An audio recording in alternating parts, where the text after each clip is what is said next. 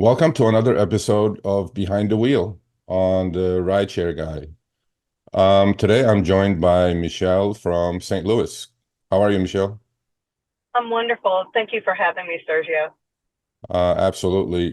I was compelled to do this interview for a while now, but now that we have a chance to talk to Michelle and I actually share a common bond. We're both driver and courier advocates. First and foremost, we're that. But we're also trying to grow a community on our channels, and she has definitely successfully done that, and we're on our way to doing it as well. But before we get into all those details, introduce ourselves, who you are, what you did before you got into the gig work, and how long you've been, involved in delivering or driving. Thank you. Yes, I think I have a unique story, but probably no different than a lot of people that ended up finding this type of work.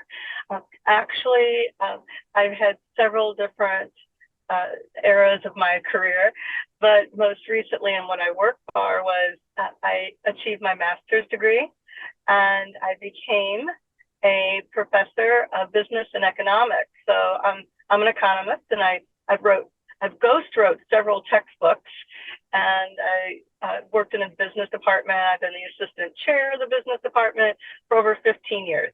I did that until about 2002. And again, life kind of threw me a curve, and I decided to become a personal trainer. And when I go in, I go all in. I became a personal trainer. From that, it took me to being a yoga instructor, which I practiced all my life. I became a correspondent for Fox News here in St. Louis, and I did spots for yoga and fitness several times a month. And I enjoyed that a lot. And then the pandemic hit, right?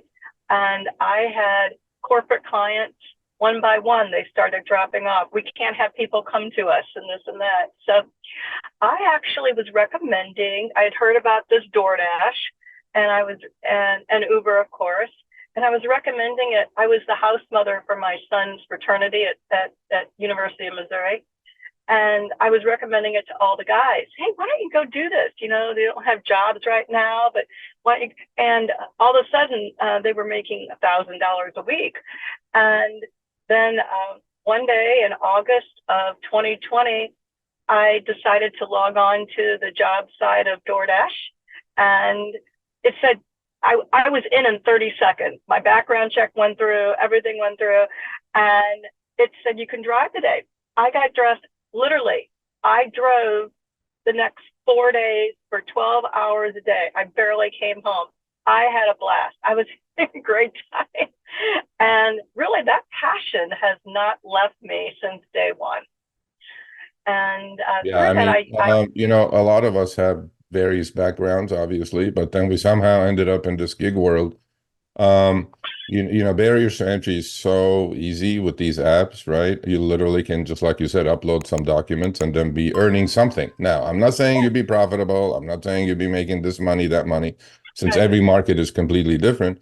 But you happen to be in a good market, and then yeah, it kept you busy for 12 hours, right? And you yeah, had something. I mean, you exchange basically what I call this is exchanging my labor for some cash, actually. But yeah. it doesn't have to be that way. It could be done properly, like you've learned. So what have you learned over the last 2, 3 years about DoorDash, about Uber Eats? And by the way, how many apps are you on now? And Oh, quite a few. Yes, once I got on DoorDash, of course, that transcended to Uber Eats and then Postmates. If everybody remembers Postmates, when it was actually Postmates, and then I have Instacart, which I'm not a fan. I grocery shop for my family for quite a few years. I'm not into doing that, but I do it occasionally. Here we have everything. We have Amazon Flex, and while I did the whole food shopping, which I enjoyed, and I have Roadie and some others, and I really enjoy it. And yeah, so I when I got into it, I'm retired for the most part. So while the money was great, I was out driving around anyway during the pandemic. Now here I am driving around earning money, and also because I am an educator, I was looking for all the tools that you can find, just like YouTube, just like Facebook. And I learned more from a Facebook group that I stumbled upon that was like a dumpster fire. It had no control on it or anything like that. It was wild and crazy, which is the one that now we're admins of, actually. And the old team is gone, new team is in, and we have 145,000 members and very active on that group. And then we have another group that we started from zero, just to kind of back that one up. And it's about to turn over 80,000. Wow. I mean, so that's the other background that we share, which is growing a community. And look, these apps are not going to teach you how to do this successfully because it doesn't benefit them. I mean, I clearly understand and believe that they will not put out a video saying, oh, by the way, you should do this, you should multi-app, you should do that, like you're doing, like you're suggesting, I'm pretty sure on your Facebook pages for all the newbies. And they don't because it doesn't benefit them. I mean, why would DoorDash say go work for Uber Eats as well? Right? It doesn't work. Well, when we first started back in 2020, the thing with multi-apping was the fear of deactivation, that if one found out you were working for the other, you'd be deactivated. That chatter does not exist these days. Yeah. I think they know. Just as long as their delivery gets made, what can they do about it? Because almost everybody that can multi-app does. And what we also see by having two international Facebook groups is market. Yeah. And yesterday, thank you, I got an $80 tip. That is not unusual in this great market that I'm blessed to be in. But some people have never even gotten a $10 tip because they're just not in a market. And we do tell them it's not for everybody. There may be a gig out there. And actually, where I am now in St. Louis, people drive from the outlying areas to my area to dash. Yeah. I mean, let's talk a little bit about your Facebook groups, right? I mean, I believe there is power in numbers, without a doubt, right? And as advocates, the more voices we have attached to our voices, I look at myself as I'm like the megaphone of thousands, hundreds of thousands. You are. And the media knows me, and the executives of the companies know me. I'm in touch with the companies, and then I'm trying to be like this bridge or liaison between the community and these companies, right? Because I personally believe these companies are not all bad. I mean, is the gig economy all bad? Absolutely not. Are there things to fix? Absolutely. And that's what you and I were going to try to do going forward as driver advocates. But let's talk a little bit about your Facebook groups now, not one, two, and how you took them over and how you're growing the community to a large number. I mean, combined, I think you're at 30,000 people. You have the ear, they're your extra set of eyes and ears. That's what I call my community, right? Absolutely. I get screenshots and all these things.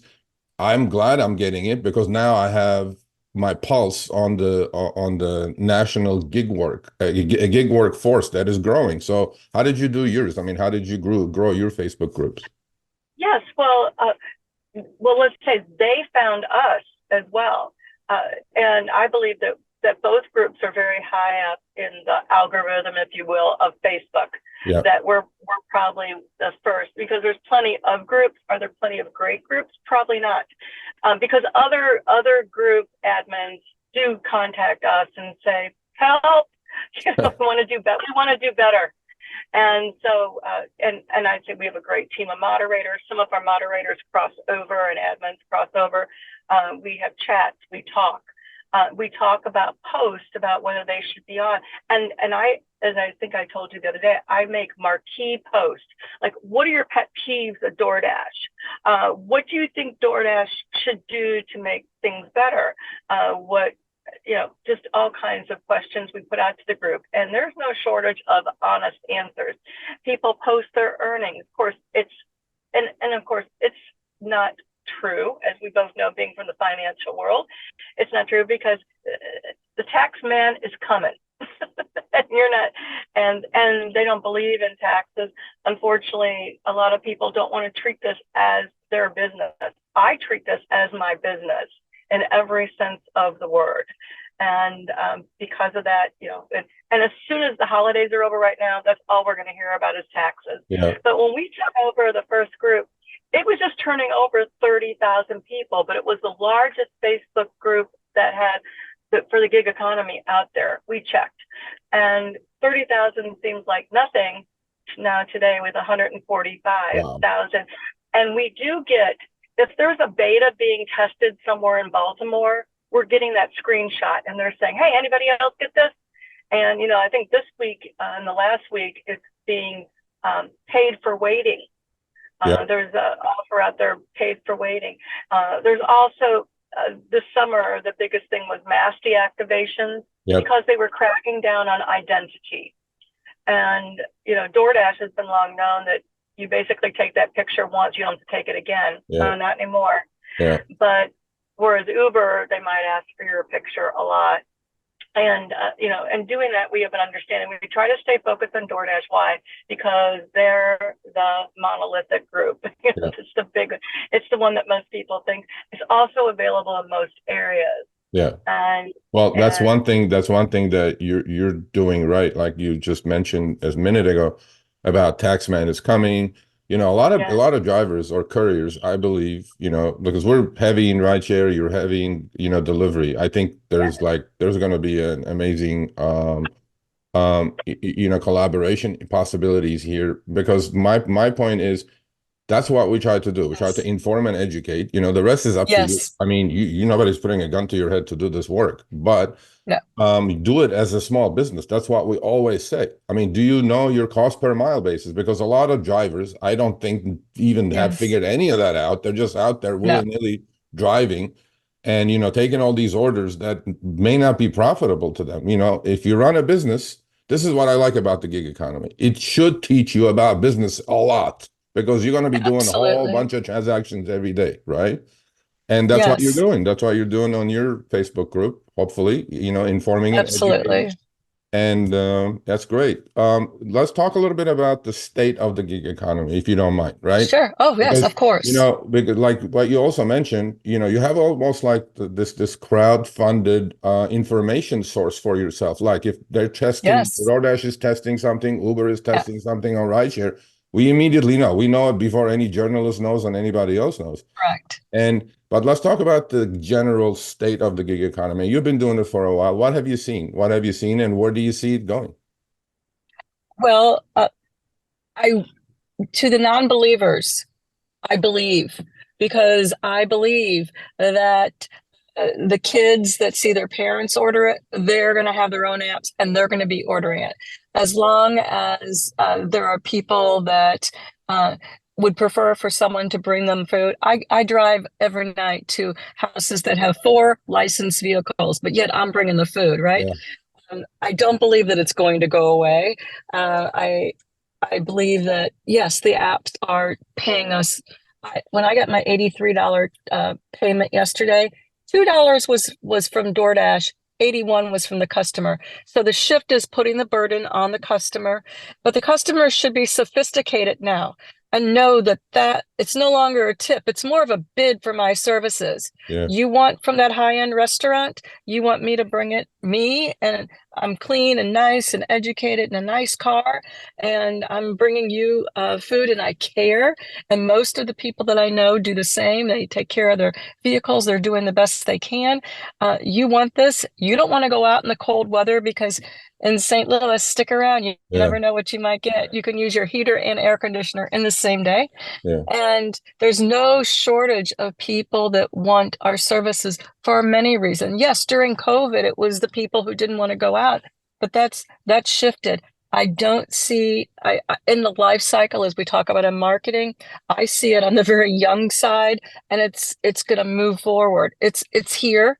It's the way it's going to be. And now with the expanded of DoorDash trying to be everything. I mean, people are picking up doors from Big Lots. They're picking up auto tires, and they are picking up these. I actually went to Auto Tire. I refused to put them in my car. I said, I didn't sign up for this.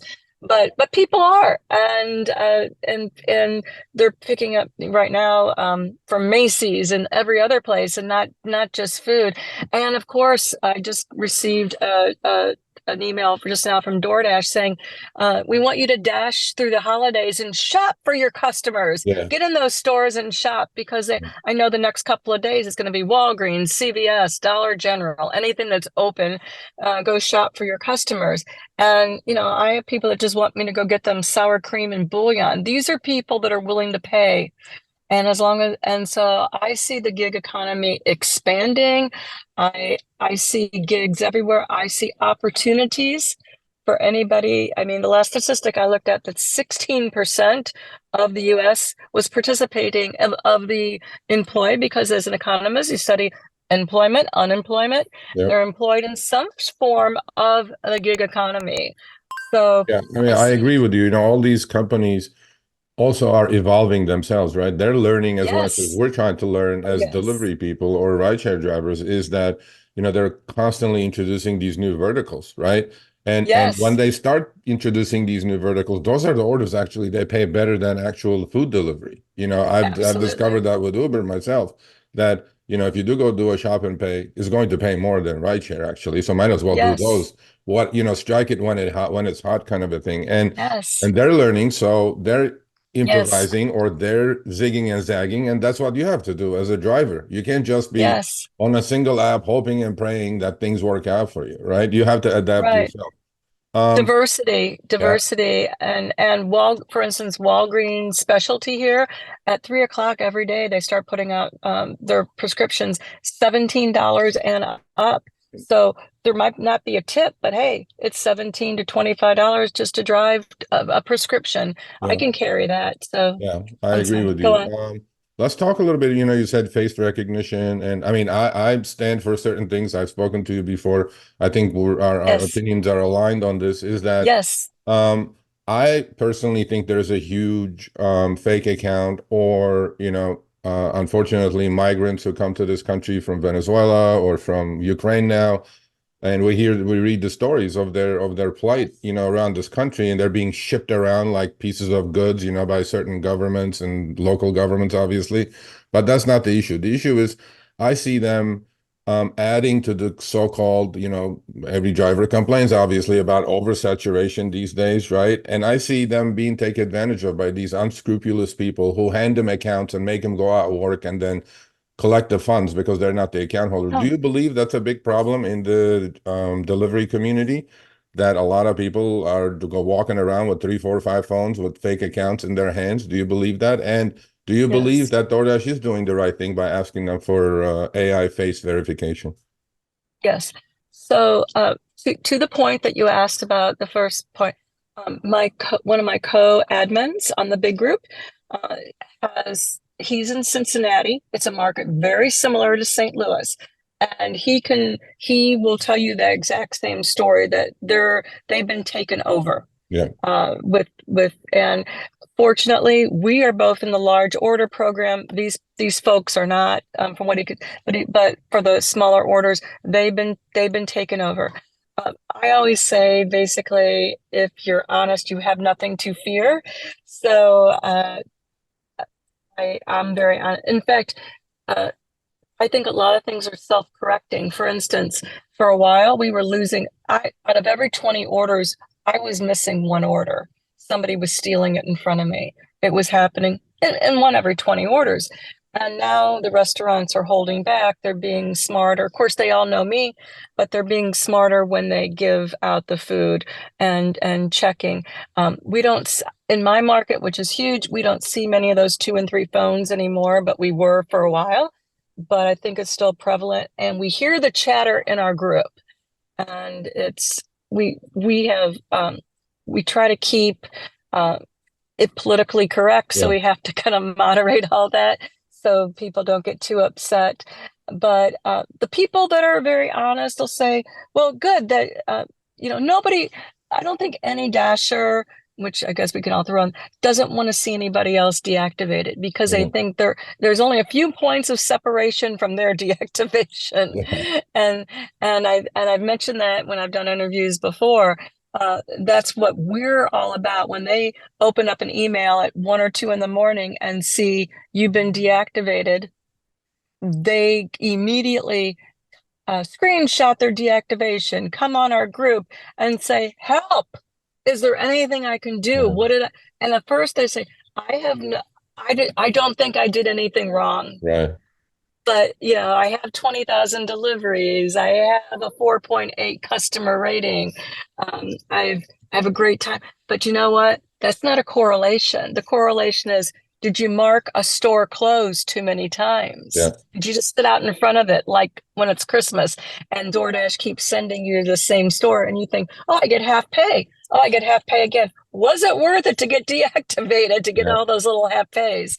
And so, and we try to list out the things that DoorDash, too many accounts, maybe additional accounts on your phone, Yeah. anything that they can deem fraudulent. Here I am. I have never done a referral. Right now, I can get paid 900 for a referral in my market. Something to do with referrals. People feel when they're at the end of their referral, they're about to collect it, they get deactivated. Yeah. Is that true? Because DoorDash doesn't want to pay out? We don't know. Yeah. But I'm not taking the chance. It's not worth me compromising my account on that. Yeah. We have a few minutes remaining. What I wanted to do Yes. is like I do this with every behind the wheel interview, and I ask my guest, I go, give me 3 things you like about the gig economy, in your case, deliveries, and give me 3 things you don't like about the gig economy.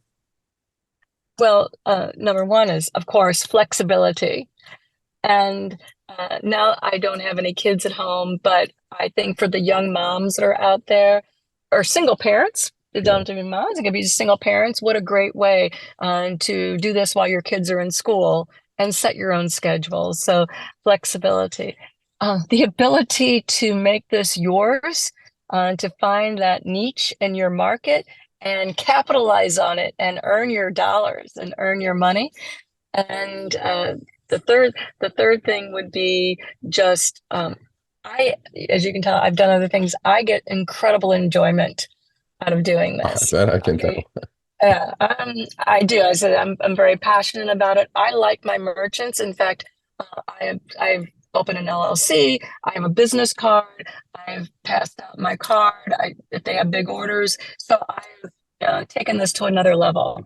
The other things are, um, I wish that we could have a conversation with, as I say, the men behind the curtain at the apps and let them know some of our feelings Yeah. because it's just not a gripe session that we have.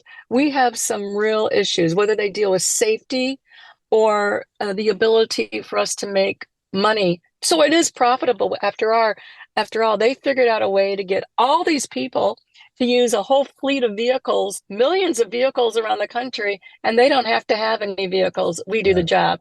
Yeah. So I'd like to have some way of communicating with them, and that is the other downside of it is the safety of our members, Yeah. whether it's at the fact that I go to houses and they at night and there's no pathway to the door and I can trip and fall, and I've hurt my hands, bones, and this is the time of year where people fall, and so yeah, there's Well, uh, I mean, like I said, there's power in numbers, right? And yes, the larger you get, the more these companies are compelled to listen to you, right? When yes, we were not that large, they yes, wouldn't listen to me about last 6 months. Something yes, happened, and then I'm in constant contact with these companies. And I'm pretty sure you're going to get there yourself. DoorDash is a little bit more shy about talking to drivers, yes, but unlike Uber and Lyft are, but I think you'll get there. But I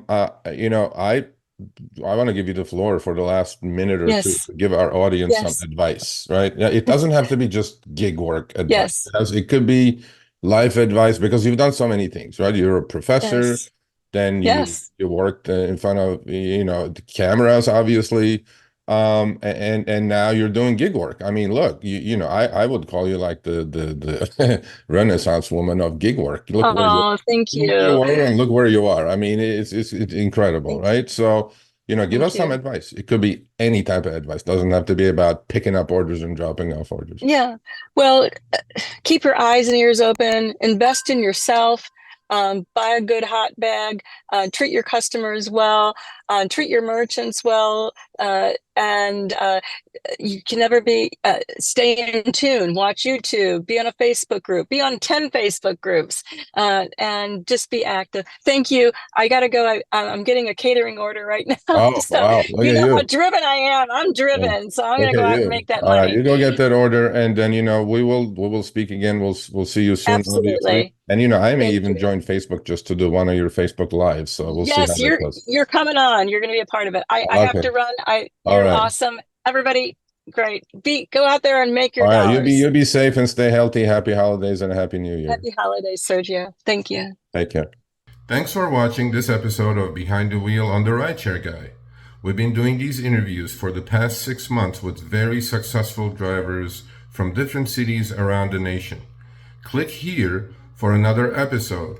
Make sure you subscribe and turn on all notifications for other episodes of Behind the Wheel as well as amazing content on our channel.